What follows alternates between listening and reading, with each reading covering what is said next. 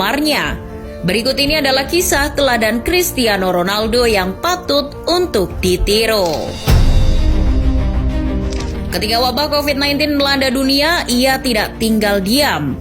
Ronaldo tergerak hatinya untuk membantu sesama yang terdampak. Salah satunya adalah memotong gajinya di klub guna disumbangkan. CR7 diketahui memotong gajinya pada bulan Maret, April, Mei, dan Juni ketika masih di Juventus. Totalnya sekitar 3,8 juta pounds. Kala awal pandemi melanda, Ronaldo juga tercatat pernah bekerja sama dengan agennya, Jorge Mendes, untuk menyumbangkan kurang lebih sebesar 1 juta pounds ke rumah sakit di Portugal. Rumah sakit di Porto dan Lisbon adalah penerima sumbangan tersebut. Rumah sakit itu menerima tempat tidur dan ventilator untuk mengatasi tingginya jumlah pasien yang menderita COVID-19 di Portugal.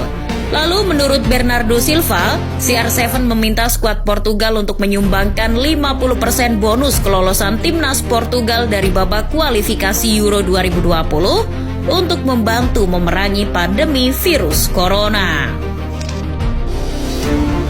Pada tahun 2011, CR7 dianugerahi sepatu emas Eropa yang diraihnya setelah mencetak 40 gol di bawah asuhan Jose Mourinho. Meskipun Los Blancos hanya bisa finish urutan kedua di La Liga dan tersingkir di semifinal Champions League.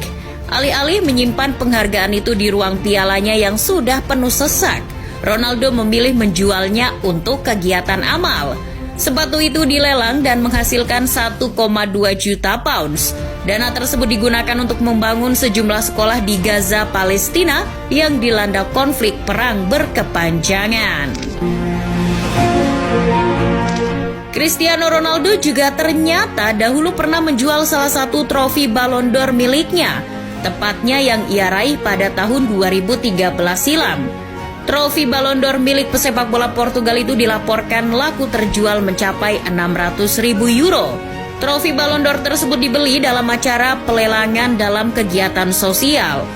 Uang hasil penjualan dari trofi Ballon d'Or tersebut kemudian disumbangkan ke sebuah badan amal Amerika Serikat yang selama ini menangani anak-anak dengan penyakit kritis, Make-A-Wish Foundation.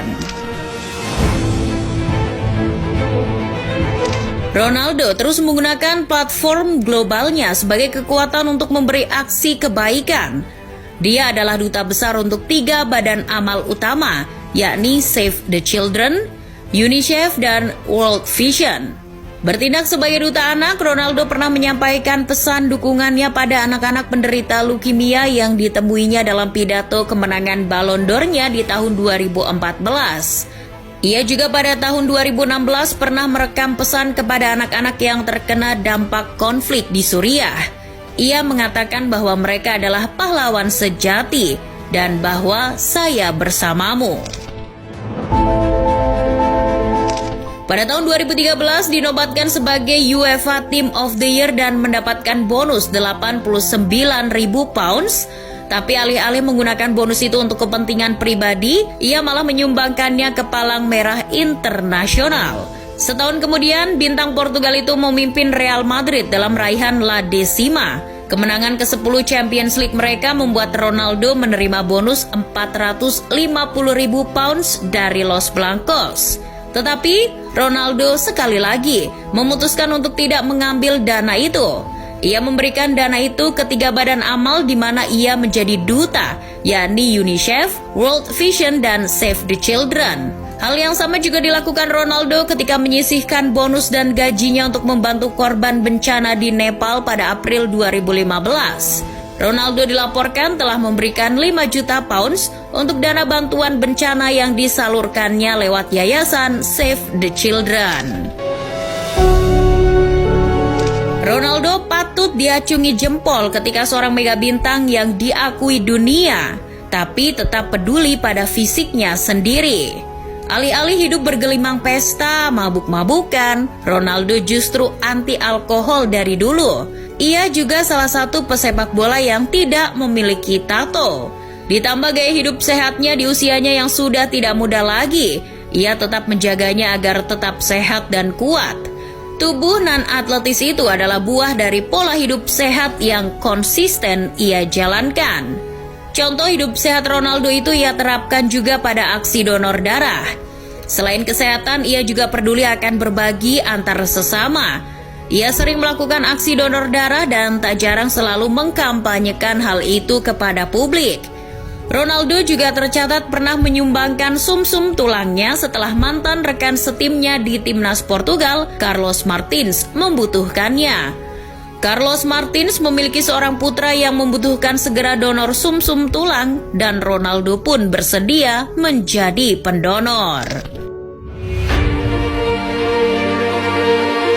Masih ingat dalam kepala ketika peristiwa tsunami melanda Aceh di 2004? Ronaldo melakukan aksi dengan mengadopsi Martunis sebagai anak angkatnya.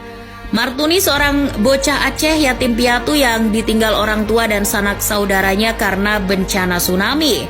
Hal lain terjadi di ibu kota Lebanon, Beirut. Penggemar Real Madrid yang bernama Haidar menjadi yatim piatu ketika orang tuanya dibunuh oleh seorang pembom bunuh diri. Setelah mendengar cerita itu, Real Madrid mengundang bocah itu ke klub dan video mengharukan muncul dari Ronaldo ketika menghibur anak muda itu. Terlihat Ronaldo yang memeluk anak muda itu saat dia menangis karena senang bertemu dengan pahlawannya. Berawal dari pengalaman yang dialami ibu kandung Ronaldo yang selamat dari kanker payudara pada 2007, pemain Manchester United itu melakukan hal besar sebagai rasa terima kasih kepada pusat perawatan di Portugal yang merawat ibunya. Ronaldo menyumbang pusat perawatan itu 120.000 pounds. Ronaldo juga menanggung biaya pengobatan untuk banyak pasien kanker di tempat itu.